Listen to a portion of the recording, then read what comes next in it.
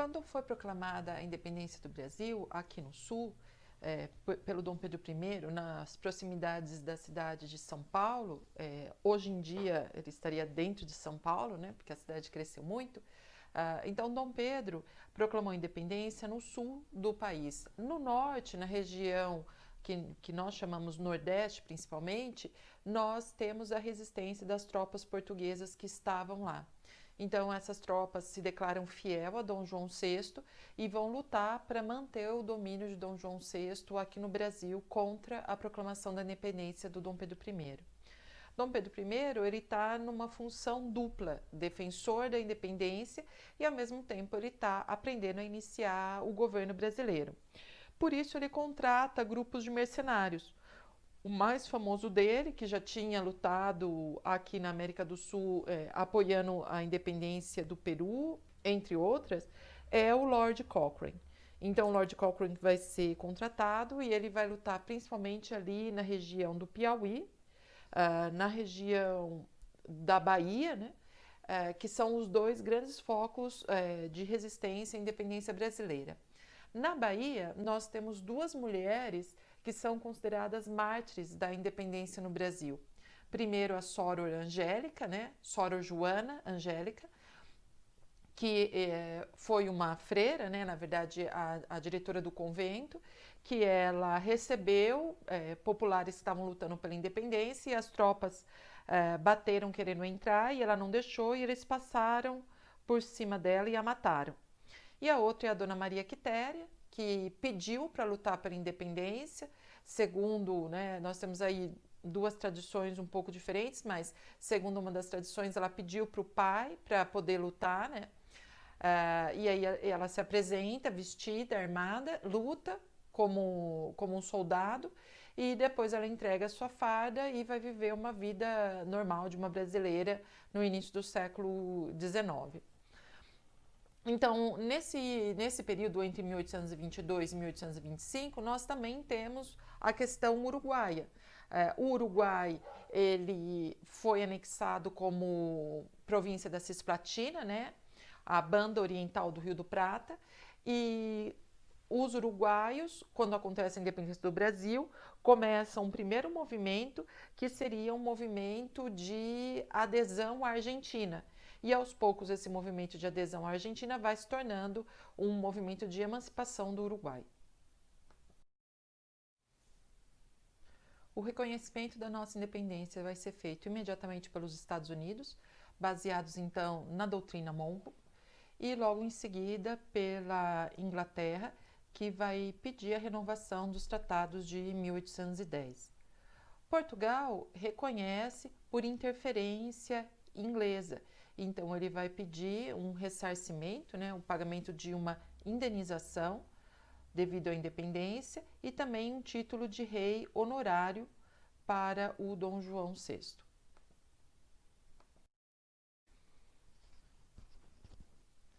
Uma das questões mais tumultuadas do governo do Dom Pedro I vai ser a questão da Constituição. Nós temos um projeto constitucional que estava sendo escrito a partir de junho de 1822. Os irmãos Andrada se sentaram e começaram a traçar as linhas gerais do que seria um projeto da nossa primeira Constituição.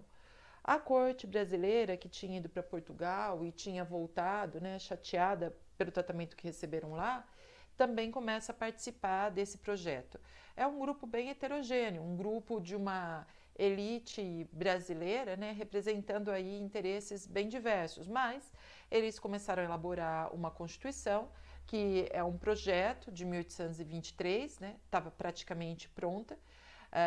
Nesse projeto, o voto seria por posse de terra, um voto censitário por posse de terra, haveria uma divisão em 3 poderes. Quando o Dom Pedro I ficou sabendo dessa Constituição, ele não aceitou a restrição que a Constituição iria impor à sua pessoa. Então, ele pega alguns soldados e leva o texto constitucional embora, que é chamado de Noite da Agonia. Alguns meses depois, já em 1824, ele publica essa Constituição, que fica então conhecida como Constituição outorgada. ele faz a outorga, né, a publicação da Constituição. O voto, que era por propriedade de terra, continua sendo censitário, mas agora por renda. E a divisão, que era feita em 3 poderes, agora em 4 poderes, sendo que o Dom Pedro acumula o poder executivo e o poder moderador, que também controla o legislativo e o judiciário. Além disso, ele vai ter o padroado e o regalismo, que é o direito de nomear cargos dentro da igreja e o direito de restringir algumas práticas que ele ia acreditar que aqui no Brasil não deveriam ser seguidas. Então, existe uma submissão da igreja ao Estado.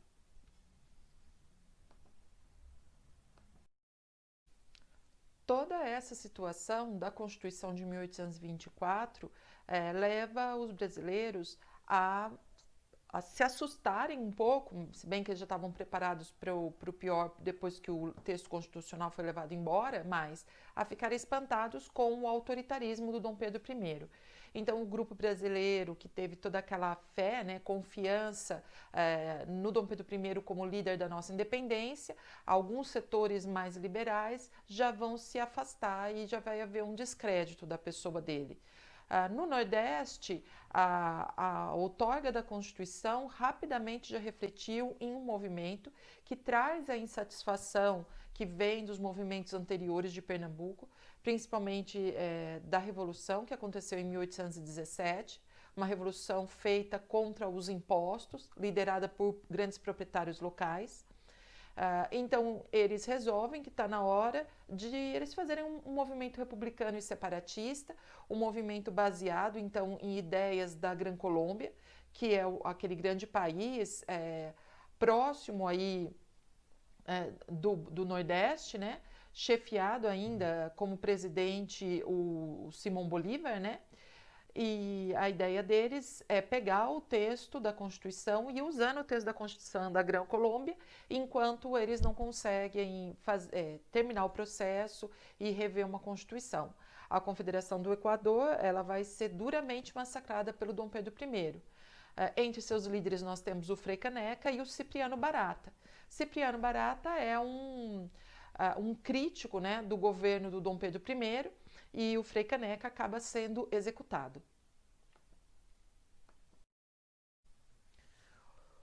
A terceira grande reação que nós temos a toda essa situação do Dom Pedro I é justamente a Guerra da Cisplatina.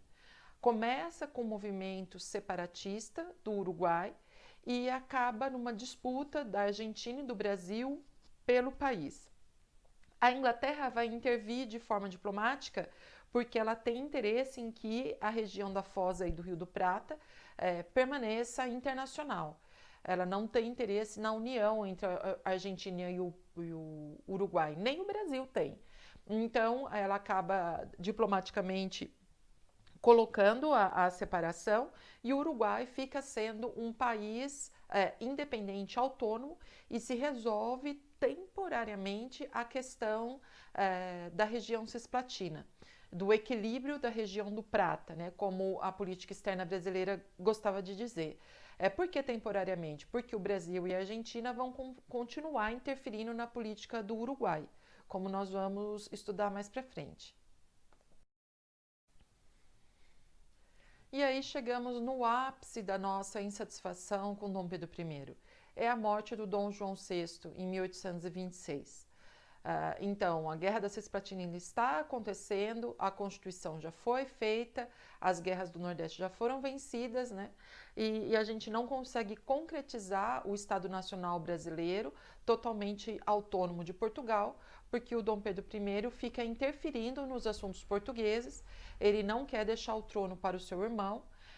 Isso vai aumentando a insatisfação dos brasileiros, que começam a desconfiar num plano de reunião do Brasil e de Portugal, e que, na verdade, o Dom Pedro I teria sido um grande falsário, né? Uma pessoa sem o caráter, vamos dizer assim, né? Porque o pessoal começa a ficar bem, começa a crescer um espírito contra o Dom Pedro I, e eles começam a temer a possibilidade dele reunir o Brasil e Portugal e a nossa independência tão recente, tão novinha ainda, né, tão menina, ela acabe naufragando e não dando em nada. Então, começa a aumentar toda a argumentação em torno da possibilidade de o Dom Pedro I, já que ele quer tanto ser rei em Portugal, que ele vá assumir o trono português. O ápice dessa situação vai acontecer em 1828, aproximadamente.